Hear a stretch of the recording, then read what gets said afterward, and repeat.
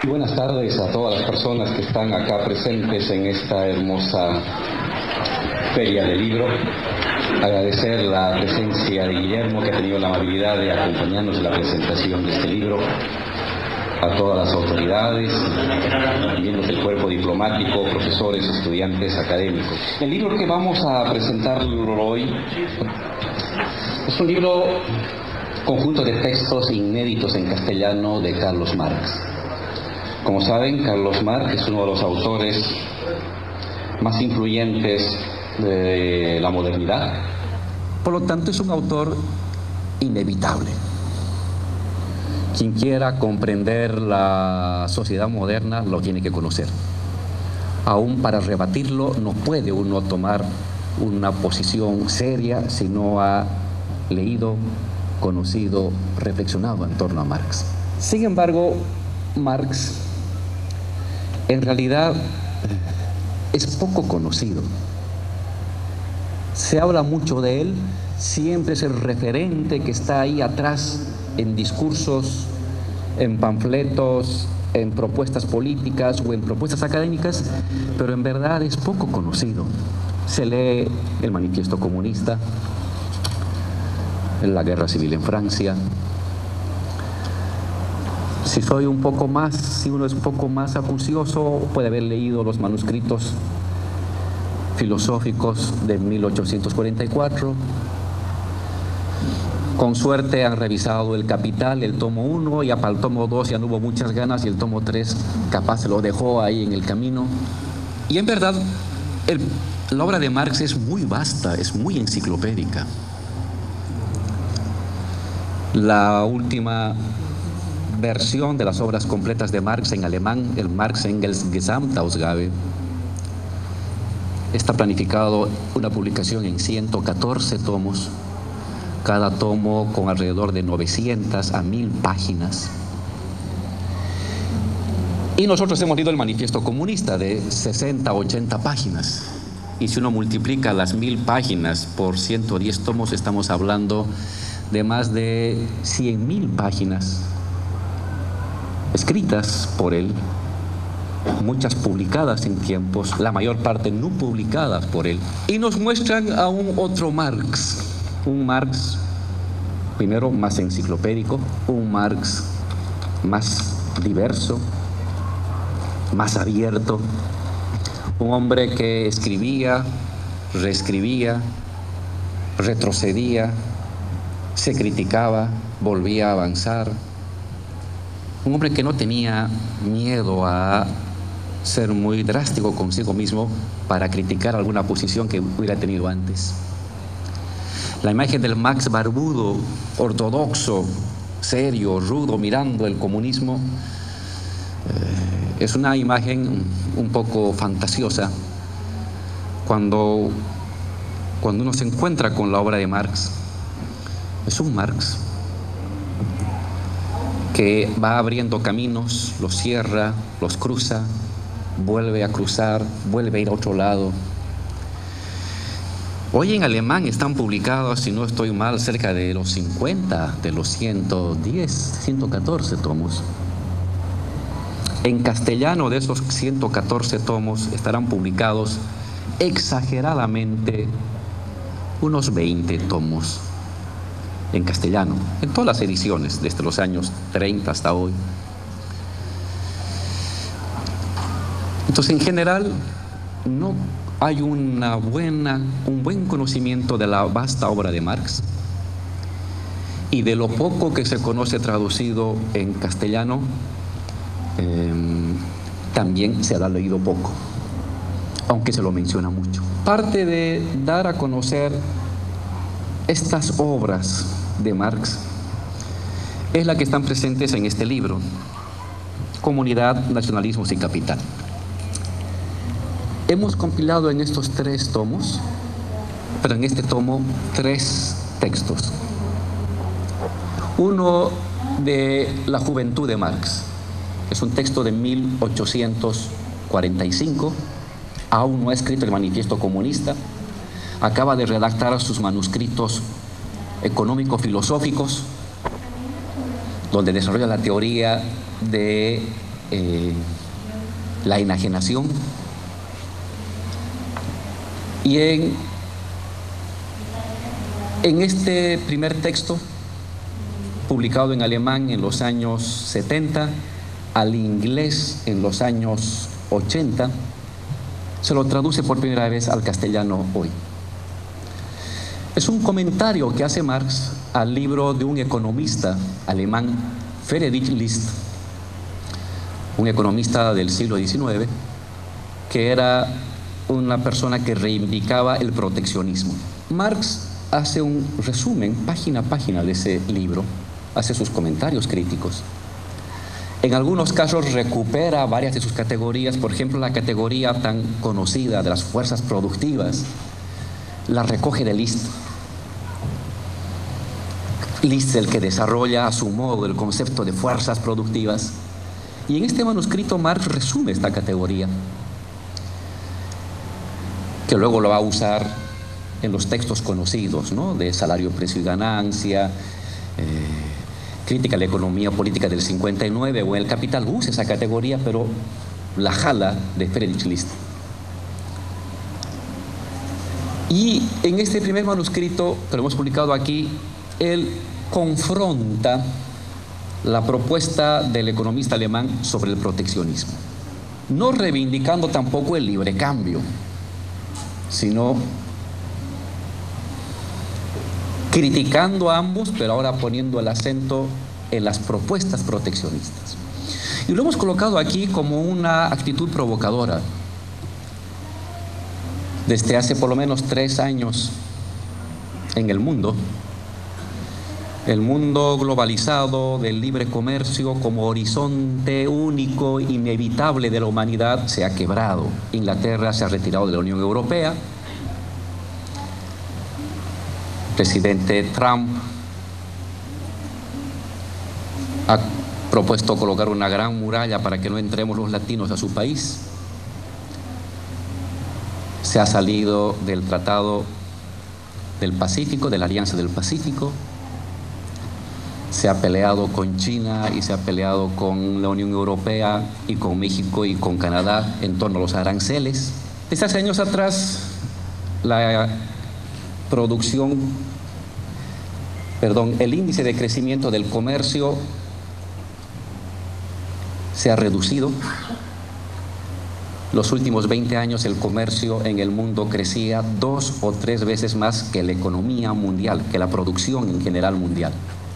Y desde el año 2015 el comercio crece a la par o un poquito más que la economía, que la producción mundial. Hay una especie de desglobalización creciente de la economía.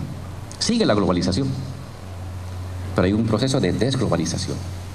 Y entonces ha surgido en el debate mundial los propugnadores del libre comercio como horizonte del mundo y un neoproteccionismo, fuerte, expansivo o no. Y entonces el discurso de la modernidad neoliberal se ha quebrado. Los que eran proteccionistas, los que eran librecambistas, ahora se han vuelto proteccionistas.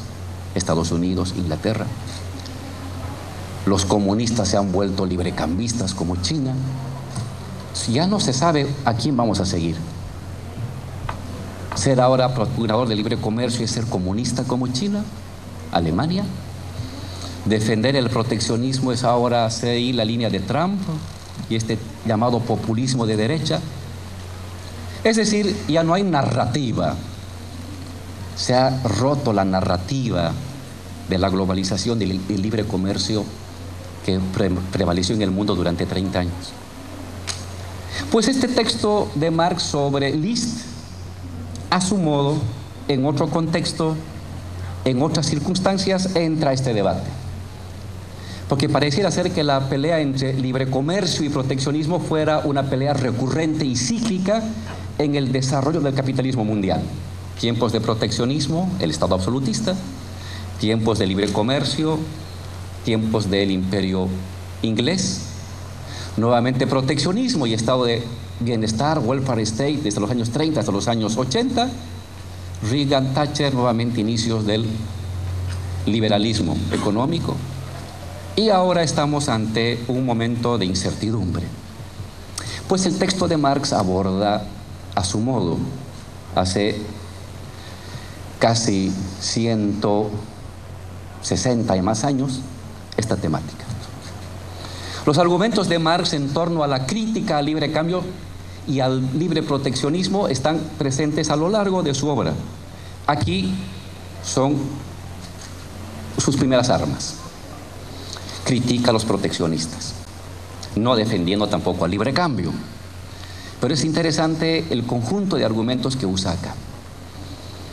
Por eso lo hemos publicado como último texto. Está publicado el último, pero en verdad cronológicamente es el primero. A los que se animen a meterle el diente a este texto de Marx, recomiendo la lectura sobre el concepto de fuerzas productivas y la naturaleza de las fuerzas productivas. Los distintos tipos de fuerzas productivas que luego él las desarrolla en el Capital, en el texto del Capital. Entonces es un texto sugerente. Es un texto sugerente que jala un conjunto de elementos para entrar en el debate mundial hacia dónde se dirige el mundo. Proteccionismo, libre cambio. Desde el punto de vista crítico, anticapitalista de Marx, ¿qué significa ser proteccionista? ¿Qué significa ser propugnador del libre comercio, del libre cambio? Ese es el primer texto. El último en el libro, pero el primero cronológicamente. El segundo texto que está publicado acá, también inédito en castellano, fue publicado en ruso en la primera mega, Marx Engels Gesamtausgabe, en la primera versión, a cargo de un comunista ruso, Ryazanov. Luego fue publicado en alemán en ruso en los años 40, en alemán en los años 50 y en inglés en los años 90. La traducción que está en este texto es de la versión inglesa, de las obras completas, de las obras de Marx Engels Collected Works, que lo han publicado en Inglaterra hace unos 10 años atrás. De ahí hemos extraído este texto. Es el tercer manuscrito del Capital. Como ustedes saben, Marx escribe 4 veces el Capital. La primera en 1857-59. La primera parte la publicó en vida, Crítica a la economía política, y el resto son los Grundrisse, los llamados Grundrisse. 3 tomos. Esa es la primera versión del Capital, 1857-1858. Los 3 tomos están ahí, primer borrador. Luego vuelve a escribir una segunda versión del Capital, en 1861-1863. Esos manuscritos 61-63 no están traducidos al castellano, no se ha traducido. Son 4 tomos enteros. Es un texto muy poderoso.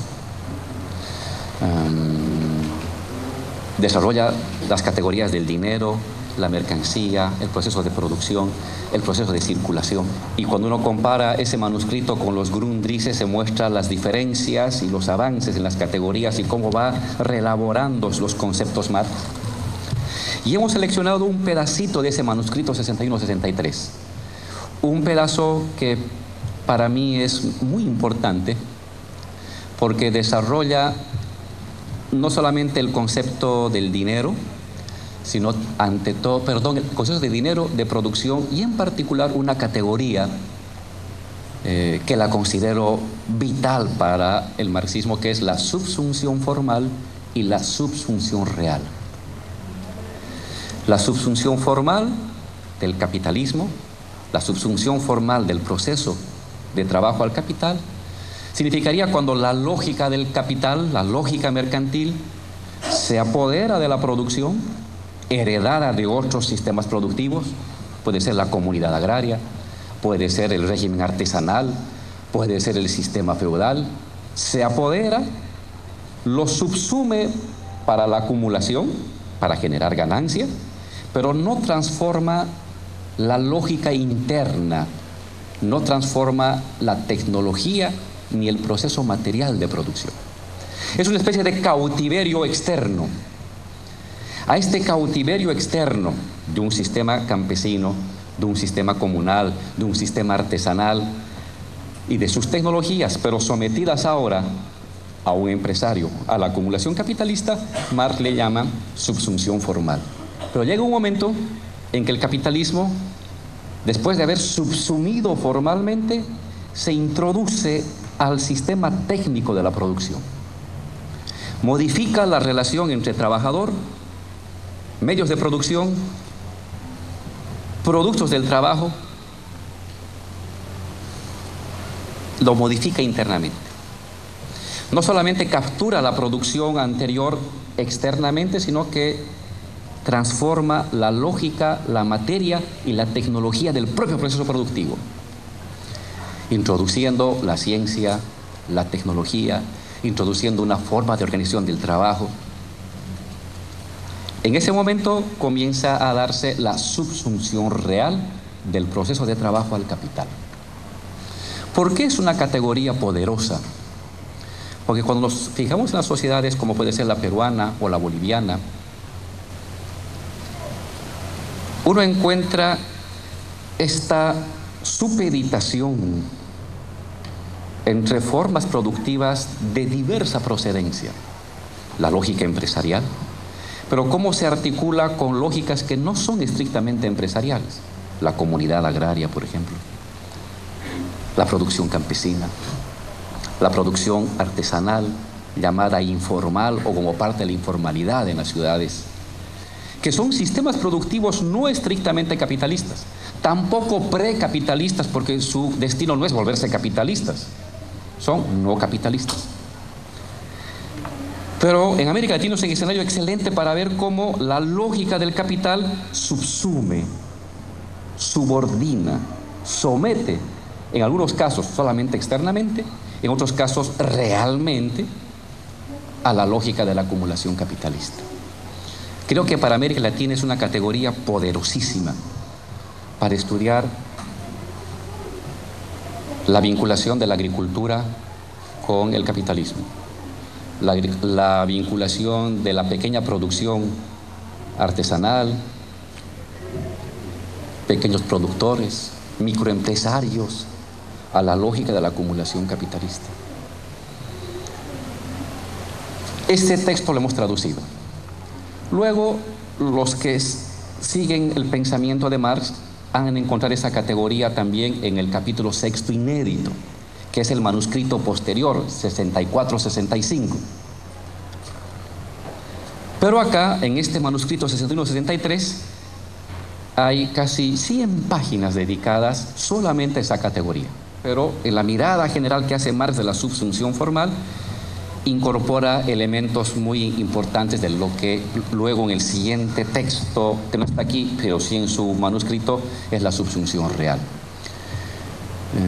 En particular, a mí me ha sido muy útil para estudiar las formaciones agrarias en Bolivia, los vínculos de transferencia de valor, de explotación de la fuerza laboral en sistemas económicos no capitalistas, economía campesina, comunidades, sistemas artesanales, pequeños propietarios. Creo que en el siglo XXI esta categoría es muy potente, muy útil, muy necesaria para entender cómo se establecen los lazos de subordinación, de articulación económica, pero también las formas de constituciones de identidades y de sujetos colectivos productivos. La categoría de subsunción formal y de subsunción real tiene una connotación crítica económica, pero también tiene una connotación crítica política. Y por eso creo que es una categoría muy potente para el estudio de las sociedades contemporáneas aún hoy. Este es el segundo borrador del Capital. El tercer borrador va a ser el manuscrito 64-65. Conocemos el capítulo 6 inédito. Luego creo que en México publicaron un texto sobre tecnología. Han ido publicando pequeños fragmentos. En la versión en alemán Son 2 tomos gigantes. Este manuscrito 64-65, que tampoco existe publicado en castellano, pero sí ya está en alemán, no en inglés, pero sí ya está en alemán, y seguramente de aquí a un tiempo alguna editorial se va a animar a publicar ese tercer borrador del Capital. Y el cuarto texto del Capital ya es el Capital que Marx publicó en vida, ¿no? En 1867, el Capital, y luego las distintas publicaciones con modificaciones que hizo, otras 3 versiones, modificando algunos capítulos del Capital. Entonces, este texto está acá, el manuscrito 61-63, referido al proceso de producción, dinero, procesos de producción y subsunción formal, parte subsunción real, lo hemos publicado acá. Y el tercer texto es el texto que a mí es el que más me ha marcado a lo largo de la vida. El tercer texto es un texto tardío de Marx. El primero, 1845.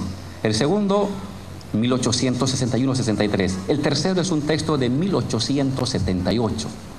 Marx muere el 83. Estamos hablando a 5 años de su muerte. De hecho, luego ya no hay nuevos textos de Marx publicados. Es la etapa en que Marx está revisando la historia, la agricultura, la etnografía y las comunidades en el mundo. Es cuando deja ya de la parte de la producción y comienza a recibir mucha información de la agricultura. Y entre estos años, 1878, 79, 80, 81, 83, Marx va a escribir textos sobre las comunidades. Es conocido en castellano, fue publicado en España. Nosotros lo hemos fotocopiado y lo hemos reproducido en Bolivia, los cuadernos etnológicos de Marx. Fue publicado en España el año 89, creo, 87.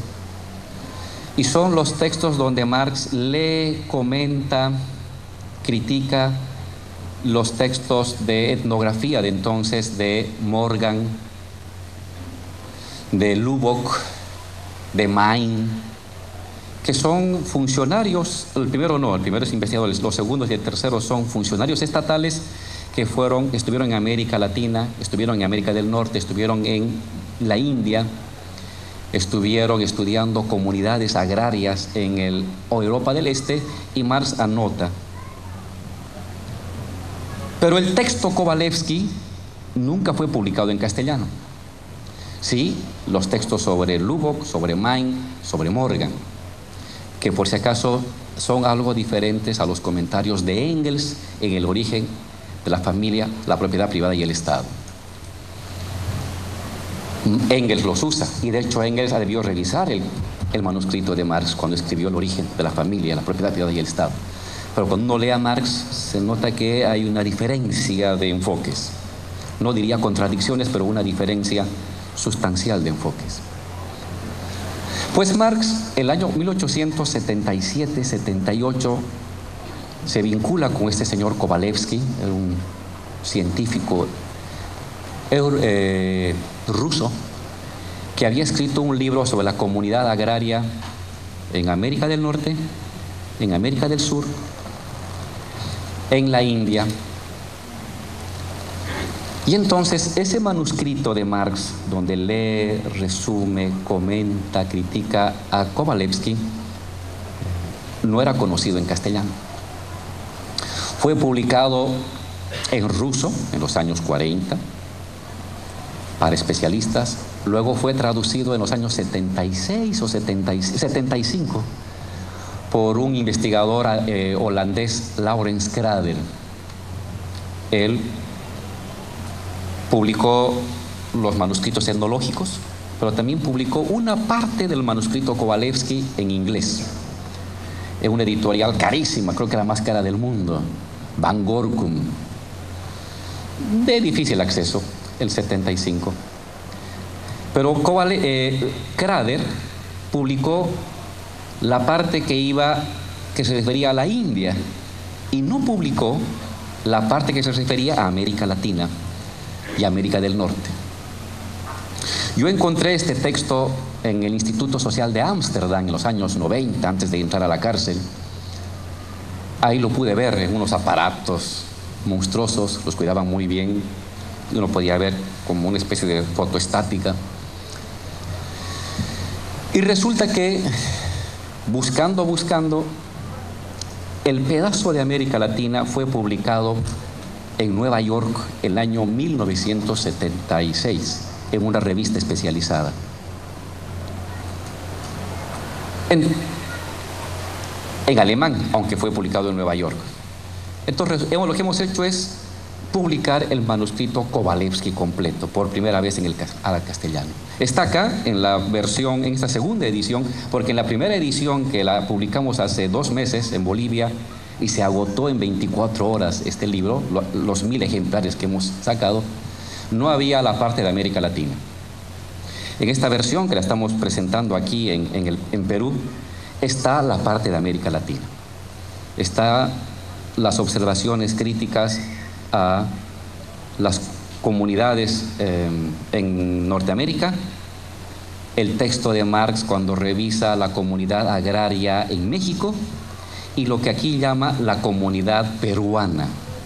Ustedes saben que Marx, a lo largo de sus libros, en El Capital, Los Grundrisse, el manuscrito 61-63, para referirse a la comunidad andina, le llama la comunidad peruana. Y entonces está acá, por primera vez en castellano, tenemos aquí los textos de Marx sobre la comunidad peruana agraria. Quiero decirles que hay otro texto de Marx en alemán que también tiene comentarios sobre la comunidad peruana. Es un manuscrito de 1851, donde se pone a leer a 3 o 4 historiadores sobre la comunidad y la situación en América Latina. Eso está publicado en alemán y mi intención es todo ese manuscrito sobre la comunidad andina, peruana, intentarlo publicar el año que viene. Son como unas 350 páginas de resúmenes del libro y de comentarios. Pues el texto de Marx sobre la comunidad peruana, la comunidad mexicana y la comunidad norteamericana están publicadas ahora acá. Entonces hay un valor sentimental, si ustedes quieren, con este texto de Marx. Porque por lo general nos muestran al Marx que dice en algún texto, en algún periódico, que las comunidades tienen que disolverse. Aquí la lectura es otro Marx. Es distinto a ese Marx que nos muestran, ese Marx proponiendo y profesando una mirada linealista de la historia. Traje unas exposiciones, pero no les voy a poder mostrar sobre los esquemas históricos de Marx, pero básicamente quienes han militado en las izquierdas, más o menos en los años 60, 70, 80 incluso, y formaban parte de los grupos de lectura, de discusión, van a acordarse de que había una manera de entender la historia de la humanidad, una historia muy simple, de ahí su poderío esquemático, que habíamos avanzado del comunismo primitivo al esclavismo, del esclavismo al feudalismo, del feudalismo al capitalismo, e inevitablemente íbamos a llegar al comunismo. Era una manera muy simple de explicar el mundo, muy fuerte. Y nos se decía, eso es lo que dice el marxismo.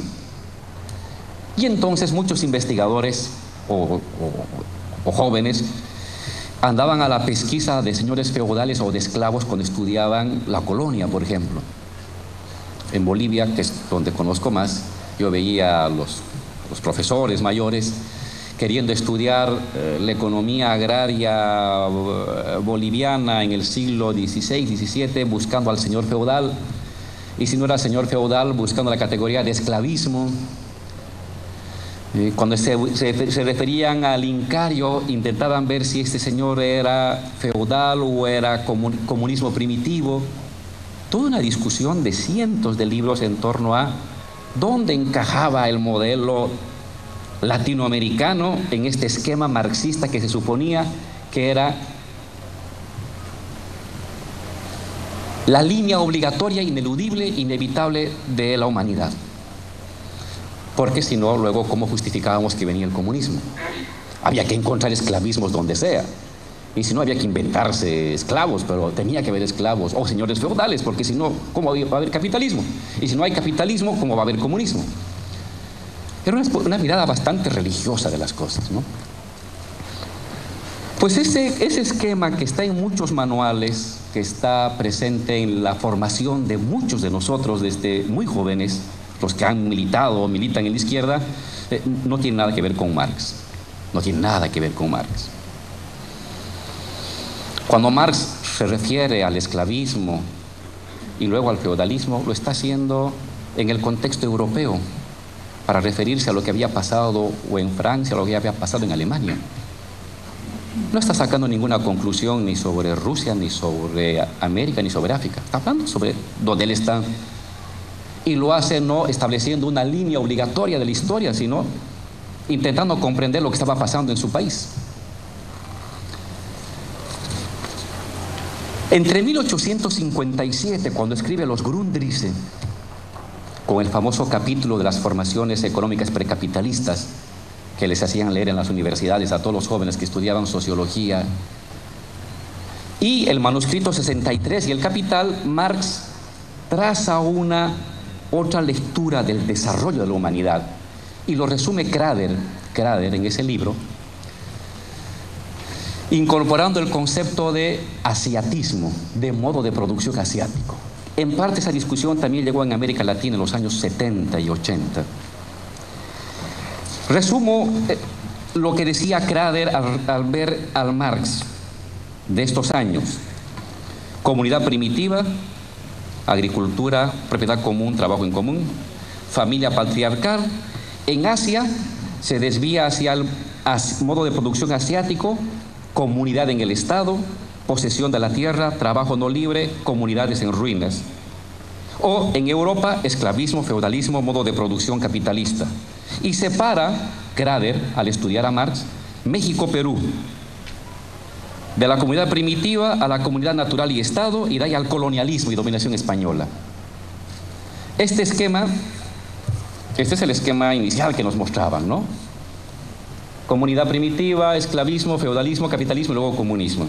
Pues Crader establece un esquema un poco más complicado. Comunidad primitiva, en Asia, modo de producción feudal, disolución de las comunidades, en Europa, esclavismo, feudalismo, capitalismo, y en México, Perú, comunidad natural, Estado y colonialismo, como otro brazo del desarrollo social. Este es un esquema más complejo, al menos ya es trilineal. Si en la mirada esta del manual era unilineal, ya en esta mirada tenemos 3 líneas de desarrollo de la humanidad. Pues cuando uno revisa el texto Kovalevsky, cuando uno revisa las cartas de Marx a Vera Zasulich, una mujer que le pide una recomendación, una mujer rusa, sobre el destino de la comunidad agraria en Rusia, y él escribe uno y otro borrador, y al final le manda un resumen. Y cuando uno revisa el texto Kovalevsky, tenemos una mirada aún mucho más compleja que la de Crader. Porque en el texto y lo pueden revisar, Marx comienza a debatir con Crader los supuestos feudalismos que hubiera habido en el caso de la India. Y en el caso de América Latina, donde resume las características de la comunidad agraria a partir de los autores, por ejemplo, se niega a aceptar que el encomendero colonial sea considerado un terrateniente, un señor de la tierra al estilo feudal.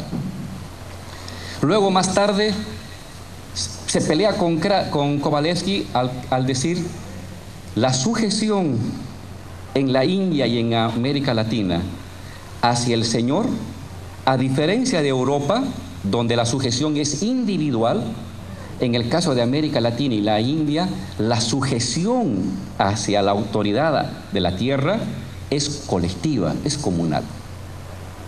La base del feudalismo era la sujeción individual que compraba seguridad, protección del señor feudal, el vasallaje. El vasallaje propio del feudalismo es una relación individual de sujeción. La relación de dominación colonial no establece una sujeción individual, sino una sujeción colectiva. Y eso modifica la estructura general de la sociedad. Solo menciono 2, 3 conceptos que Marx se pelea con Crader, que quiere hacer considerar que lo que hubiera habido en parte en América Latina, en la colonia, y en la India, sea feudalismo. Y Marx se distancia, y Marx se pelea. Cuando uno ya luego hace el análisis más completo del esquema marxiano, la cosa se complejiza. Comunidad ancestral o arcaica como inicio de la formación de la sociedad, de las sociedades humanas. Y establece Marx tipos. Tipo de comunidad ancestral o arcaica, tipo primaria, tipo secundaria, tipo terciaria. Y coloca ahí a la germánica, la china, la india, la azteca, la peruana, la celta, la eslava, la romana. ¿Cuál es la diferencia? ¿Cuál es el contenido de una comunidad ancestral o arcaica? Propiedad común, producción común. Forma primaria, forma secundaria, que es derivada de otros pueblos sobre otros, o impuesta por otros pueblos sobre otros. Eso lo va a aplicar para estudiar el Perú. Aparición paralelo del Estado. Luego de la comunidad agraria, ancestral o arcaica, comunidad agraria. ¿Qué es comunidad agraria en Marx? Posesión familiar, trabajo familiar. La anterior, la comunidad ancestral, es propiedad comunal, trabajo comunal. La propiedad agraria es posesión familiar, trabajo familiar, con algún componente de propiedad comunal, con algún componente de trabajo comunal, pero complementario. Y dependiendo de esos componentes, tiene uno variante. Propiedad individual con propiedad privada de bosques. Posesión familiar con trabajo familiar, tierras de pastoreo comunes, Rusia. Propiedad comunal, trabajo y posesión individual, la germánica y la romana. Posesión y trabajo familiar, trabajo comunal, la peruana. Y luego de ahí, la línea social del desarrollo social se diversifica.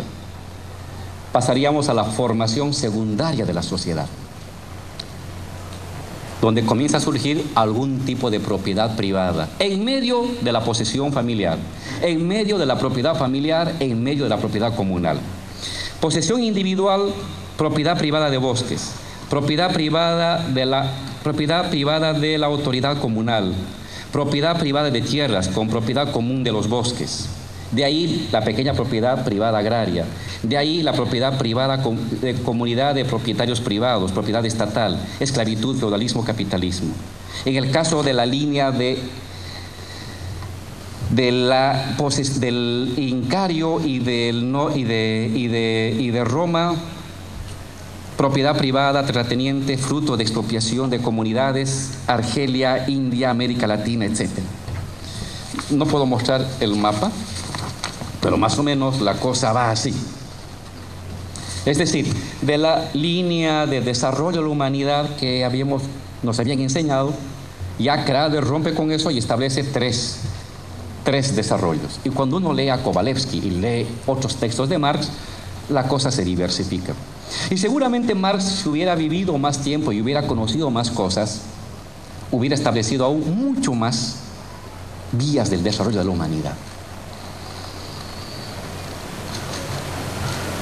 En términos académicos tiene su importancia porque pasamos la página del viejo debate sobre esclavismos y feudalismos en América Latina, el viejo debate sobre modo de producción asiático en sociedades agrarias, el viejo debate sobre el carácter inevitable del capitalismo y la disolución inevitable de las comunidades que tienen que dar lugar a feudalismos y al capitalismo. Y aquí se abre una pluralidad de opciones de desarrollo de la humanidad, que es lo que Marx permanentemente escribía a partir de la información que tenía. Es decir, no es un Marx que nos establece una línea de desarrollo de la humanidad. Es un Marx que antes de decir, por aquí va la humanidad, estudia lo que está pasando. Y según el tiempo va diciendo, por lo que yo conozco, veo esto. Pasan 10 años, por lo que ahora conozco había sido más complicado. Y antes de morir, por lo que conozco, la cosa había sido todavía muchísimo más complicada porque hay distintas líneas de desarrollo. Segunda reflexión. ¿Qué implicancia tiene esta lectura plural, diversa, multilineal, plurilineal del desarrollo de la humanidad?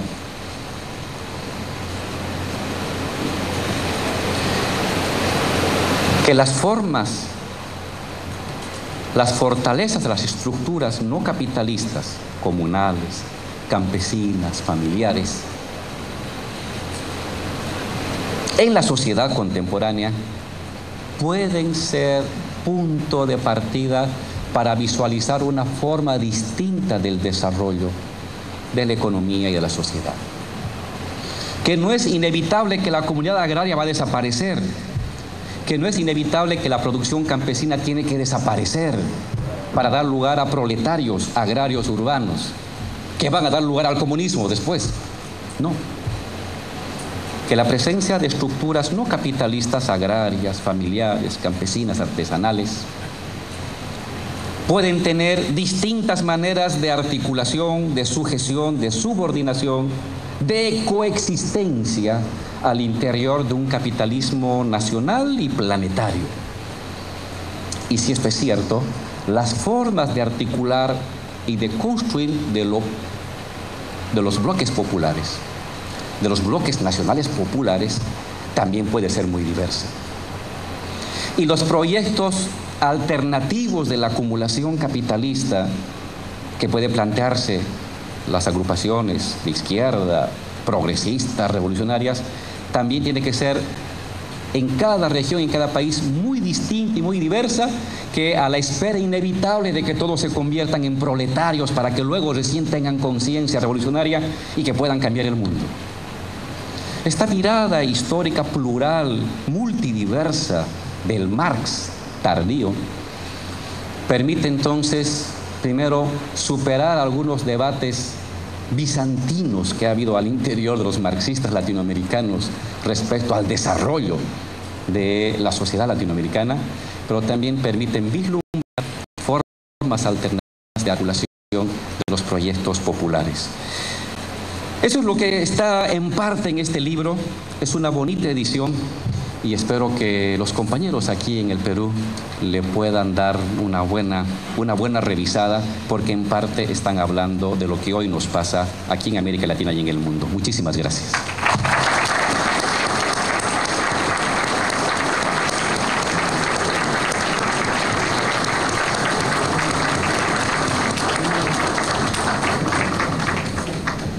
¿Qué decir?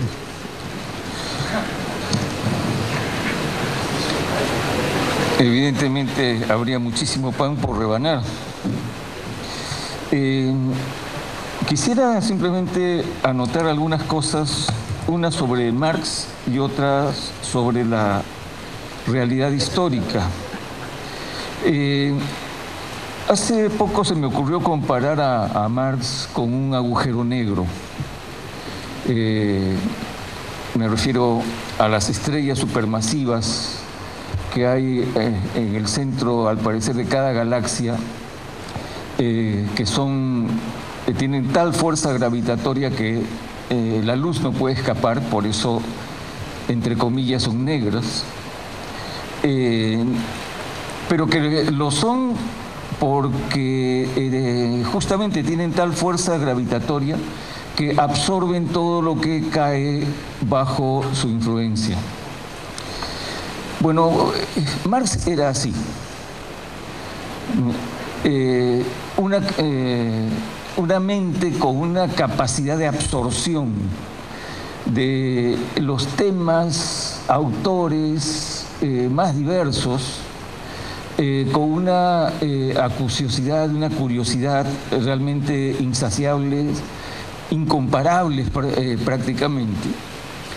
De modo tal que, no solamente tenemos un marxismo que se ha desarrollado a lo largo de la historia del capitalismo, en los últimos 180 años o algo así, sino que también tenemos un Marx que desde comienzos de los años 40 hasta el 83 evoluciona, y esa evolución es también va paralelamente a un desarrollo del capitalismo que en todas esas décadas experimenta inmensas transformaciones. De modo que tenemos la transformación de un personaje dentro de la transformación de una historia, y eso es una de las cosas que vuelve al pensamiento de Marx tan apasionante. Ahora bien, para bien o para mal, Marx empieza de la filosofía, y de la filosofía de la historia, asumiendo una visión de la historia que viene de la filosofía hegeliana, donde hay como premisa la existencia desde el inicio de algo así como una historia universal, que se despliega como despliegue de la razón. Hay una frase de Marx de las cartas a Ruge en los anales franco-alemanes, donde dice: la razón siempre ha existido, pero no siempre bajo su forma racional. Es a lo largo de la historia que esa racionalidad se va a ir desarrollando.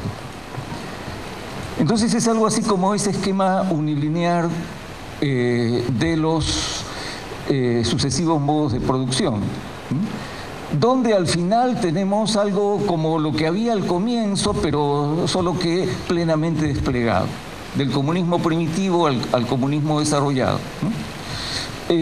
Esa imagen de una historia universal que ha existido desde siempre, en Marx, en la medida en que pasa de la filosofía a la ciencia sin abandonar una serie de temas y categorías filosóficas,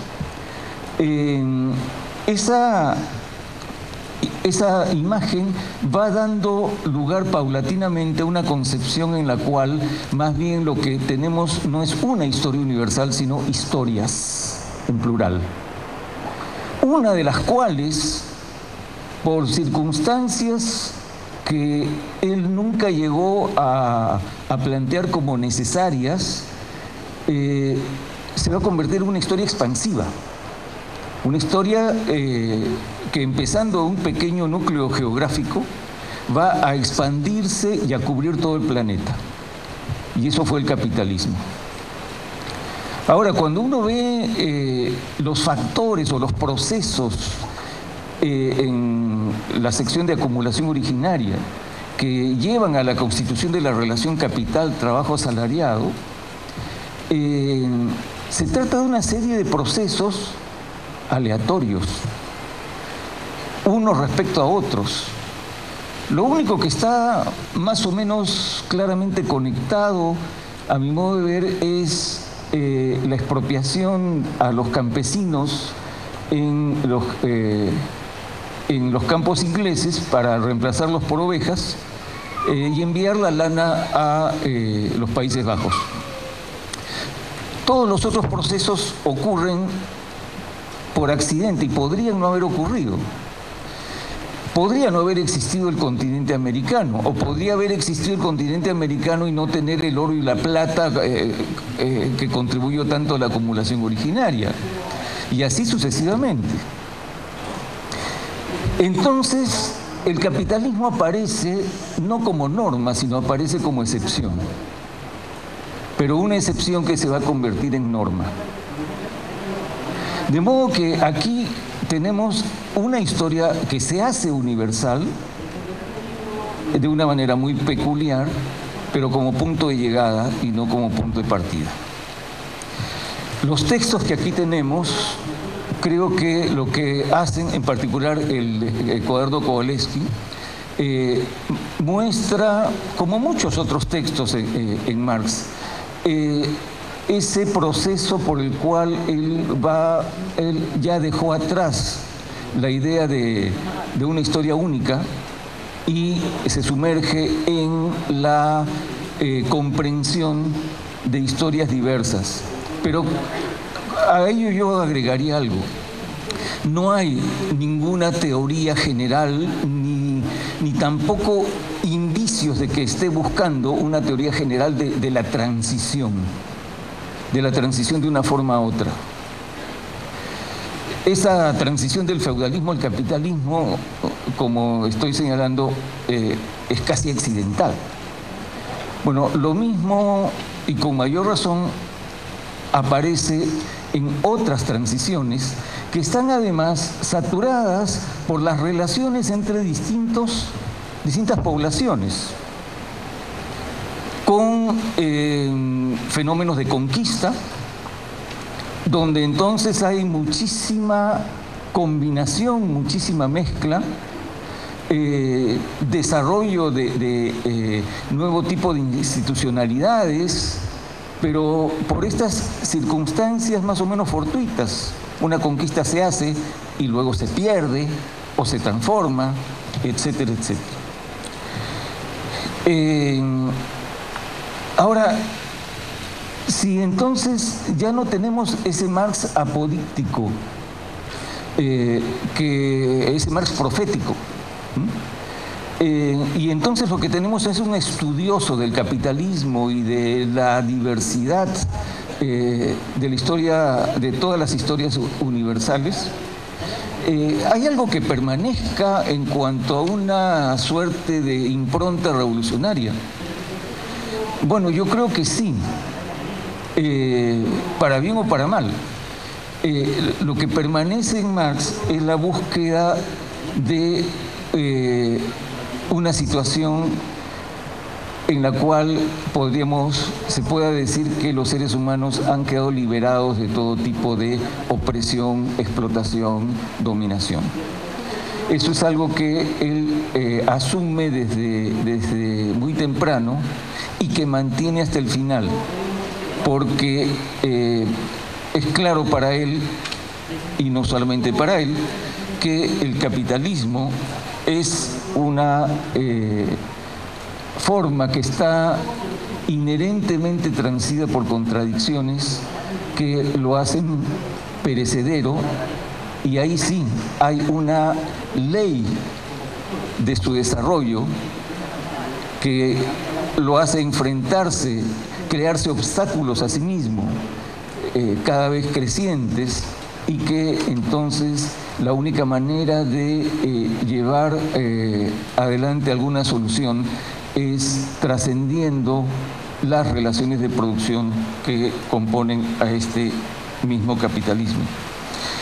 Eso es entonces lo que en cuanto a realidad histórica Marx está planteando.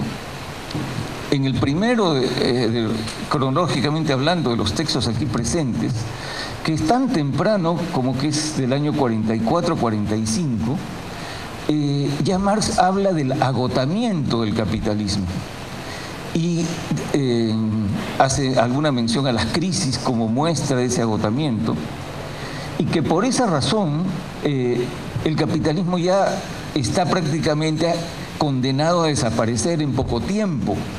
Estamos hablando de 1845, cuando Marx no tiene ninguna comprensión, llamémosle racional, científica, de cómo funciona. Solamente tiene las evidencias empíricas de las crisis, pero no tiene el menor asomo de una teoría de por qué esas crisis ocurren. Al final de su vida ya va a tener una comprensión muchísimo más certera de por qué esas crisis ocurren, y entonces lo que tenemos en esa línea que va de ese primer texto hasta el año de su muerte es una convicción que pasa de, digamos, la comprensión más intuitiva y con bases filosóficas a una explicación racional de la historia. Ahora, en 1880 y tantos, en que fallece Marx, ya había muestras de que el capitalismo ya estaba agotado. ¿Cuáles eran los indicadores que habría que buscar de que el capitalismo estaba agotado? Creo que tampoco lo tenía. Y entonces lo que tenemos que preguntarnos ahora es si 2018 y años venideros, si ahora tenemos o no, y por qué razones, lo diríamos, evidencias de que esta forma de producción ya llega a su fin. En ese sentido, un libro como este nos brinda extraordinarios instrumentos de trabajo con los cuales seguir razonando nuestra época, y por eso manifiesto mi agradecimiento a los editores y en particular al señor Álvaro García Linera. Gracias.